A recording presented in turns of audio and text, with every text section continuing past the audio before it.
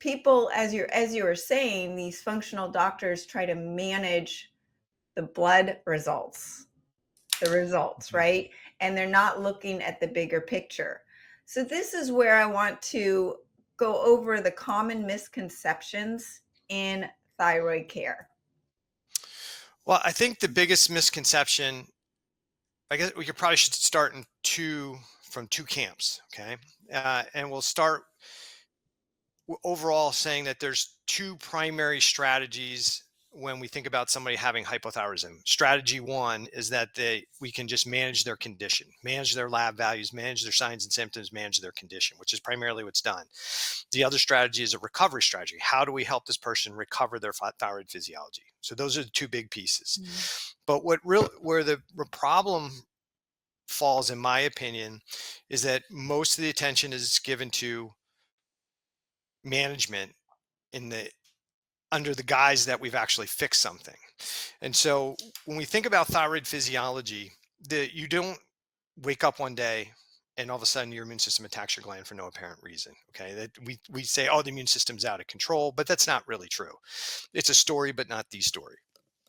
So typically for the listeners, our bodies operate in one of two states. And one state is called homeostasis. And that's a state where we make enough energy for all to run all the systems of the body from what we bring in nutritionally under our current stress load. It could be an extremely high stress load, but if I'm in homeostasis, I can still run all the systems and I have enough energy to do it and I feel good and I function good.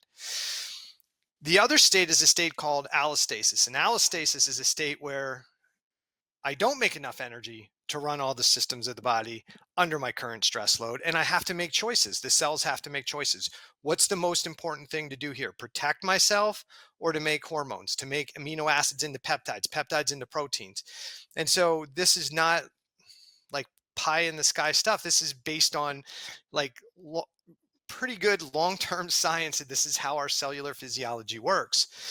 So the problem that most physicians don't realize is that when our cells perceive danger, there is an adaptive downregulation of certain systems in the cell, certain systems in the tissue, certain systems in the body in general, because they're not important to protection and survival.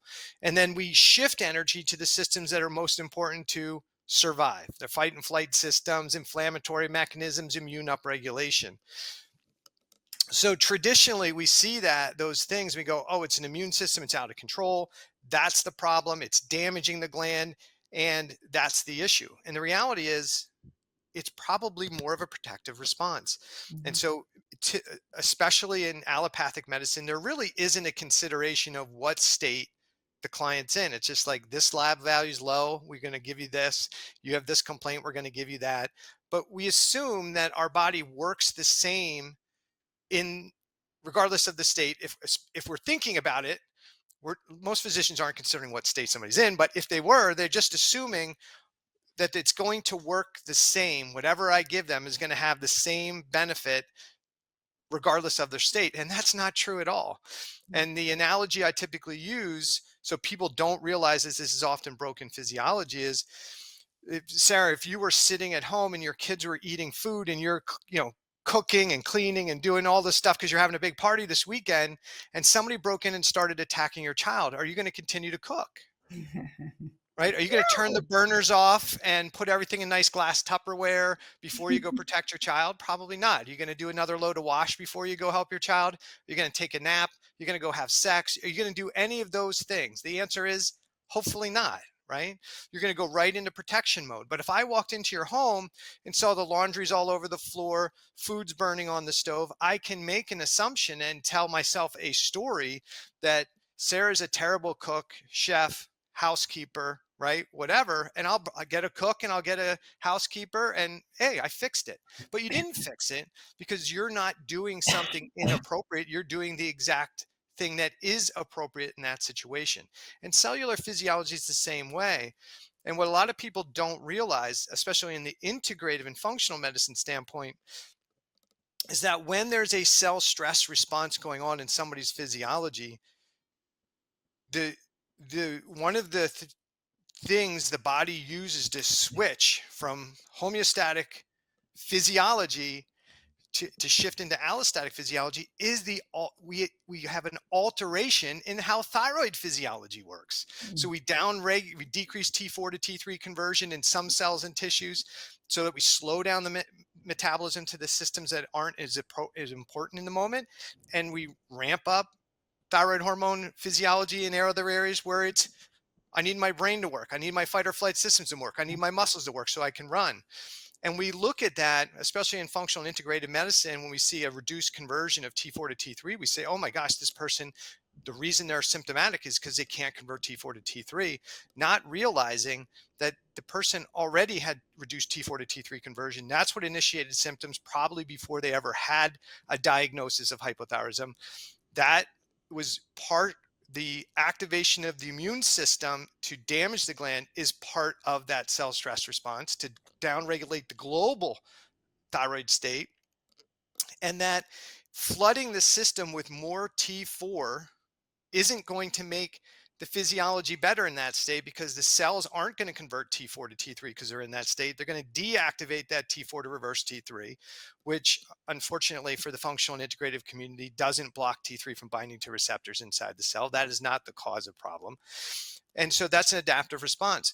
So we should expect in that situation that they're not going to convert T4 to T3. The fact that we see that, especially when somebody gets put on T4 medication, shouldn't lead us to believe that somehow they woke up on a Thursday and their body forgot how to convert it, and instead say, why is that happening? Could that be secondary to a cell stress inflammatory response?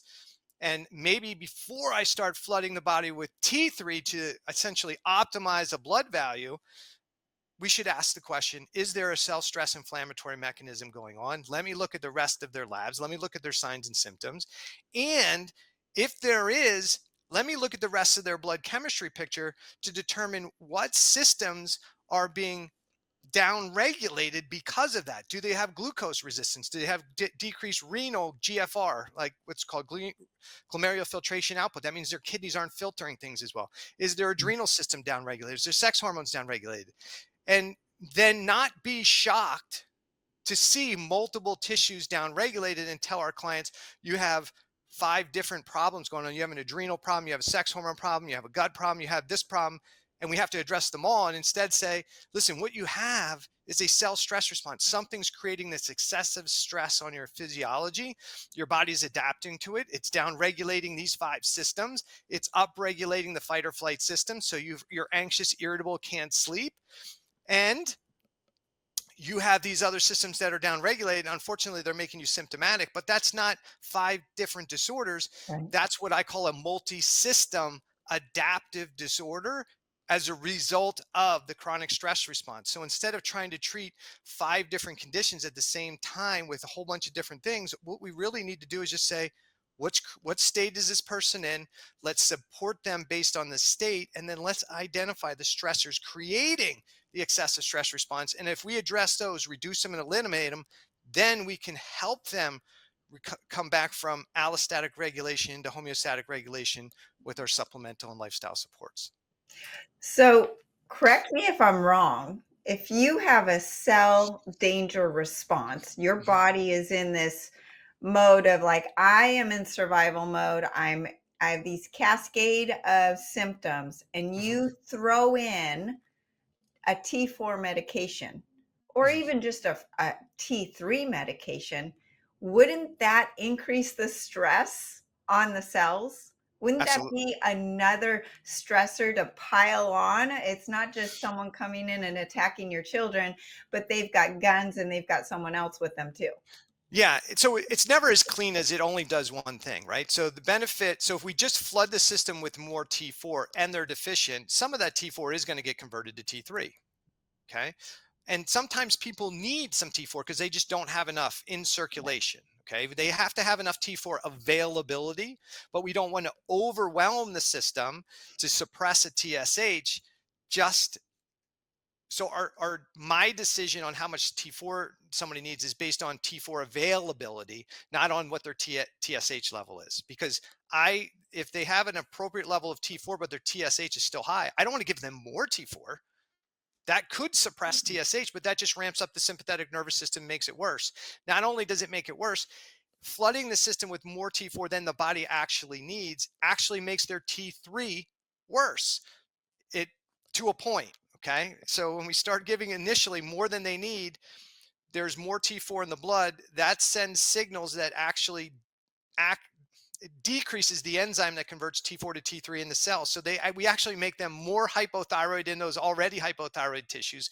We increase the thyroid conversion in the hyperactive tissues that are trying to support us. So we get more anxious, more anxiety. We put on more weight, more constipated, more libido.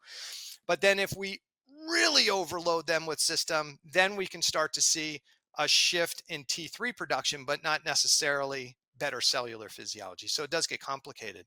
When it comes to the other thing with T4, and we talked about this a little bit on my podcast, I think, is that T4 is the inactive hormone. It typically goes into the cell and then gets converted to T3, or it gets deactivated on the outside of the cell to the reverse T3.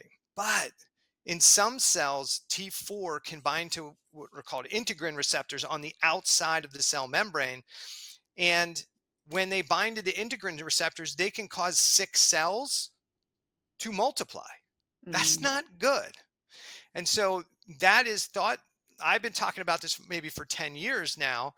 But there's in the last 5 years or so, a paper has come out because my argument with the co-author of my book, The Thyroid Debacle with Kelly, I'm like, Kelly, if this is the case, that this is an adaptive response, as I hypothesize, and the body is trying to decrease the amount of T4. Let's say there's abnormal cell development going on, cancer cells, we'll call them, right? And the body can't manage it. So what's it doing? It's adaptively decreasing the amount of T4 so those cells can't replicate. If we then flood somebody with T4 medication, is there a risk we could actually be increasing abnormal cell development and giving them a greater likelihood of developing cancer in the future? Mm. And I said to Kelly, like, nobody will ever write that paper. Like, that will never get done. And in 2019, a meta-analysis came out showing how people who are diagnosed hypothyroidism and put on thyroid medication have a much higher incidence of a whole bunch of cancers. Wow. So my argument is, instead of treating the body like it's broken, first let's make sure that we're not shortchanging the innate intelligence of the body and saying, "Hey, this is likely an appropriate adaptive response." And our job is not to override it. Our job is to look at the abnormal lab values, the signs and symptoms, and then interpret them so we can provide an appropriate strategy.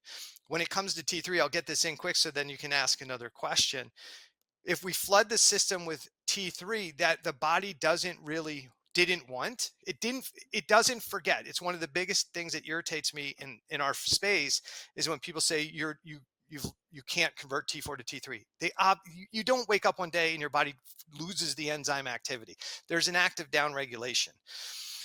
And Mm. there is some genetic predisposition that people do it a little bit less, but that's only a 20% drop. So it doesn't make sense for everybody to have an issue because everybody doesn't have those gene polymorphisms. But if we put more T3 into a system that didn't want to make it on its own, can it be a benefit? Sure. It can make some systems work that highly depend on T3 in the bloodstream, and it can change lab values like cholesterol and LDL. Does it improve cellular health long term? I would argue no, because what happens with a lot of those people, they put on 5 micrograms and they feel a little bit better, and then it plateaus. And then they go, okay, well, we just need a little bit more. So then I'll take 10 micrograms per day. Now I feel better. And then it plateaus. And then they're like, okay, well, let's go to 15. Okay, I feel a little bit better. And then it doesn't, and they keep going. And then they come in to see somebody like me and they're on 60, 80 micrograms of T3, and their, hair's falling out, their heart's racing, they have heart palpitations, and they feel awful. But we've created an addict out of them by giving them T3. And so the way to help them, because now they're massively suppressing their thyroid gland, is not to give them more. It is to wean them down like any other addict so that we can allow the system to recover. So that I mean, that really at this point is a huge mission of mine, is just to change the narrative of how we look at thyroid Mhm. physiology. It's not broken. We're either in thyroid communication mode, right? That's what thyroid hormone is really about doing, making hormones and peptides and helping cells communicate when we're in homeostasis. Or If the body and the cells are sensing danger and we're shifted into that thyroid, into that allostatic regulatory state, now thyroid hormone shifts to protection mode. I'm going to down regulate energy to certain systems. I'm going to upregulate conversion of thyroid hormone to other systems for protection. It works all the time when you have a cold or a virus initially. It happens. Everybody's hypothyroid temporarily have a little hyper, a little hypo when they have a virus and infection. That's what happens. The problem is when we have chronic excessive stress, we never leave that state. And then Yeah. that's when systems break down. I love that you talked about it's like an addict. I mean, it's just like if you drink a couple glasses of wine every night and then you abstain for a couple of weeks, you're going to get more of a bump and a buzz from those same 2 glasses of wine when you reintroduce it. Hmm. Or the amount of sugar you're eating and your taste buds get immune to eating a ton of junk. You clean your diet out and you're like, I can't even have one bite of cake without it just being too sugary for me. Hmm. So, and the same with a diabetic who is Hmm. giving themselves insulin, who's already insulin resistant. You give them more insulin, it might help a little bit, but then you've got to increase the insulin because your cells just stop listening.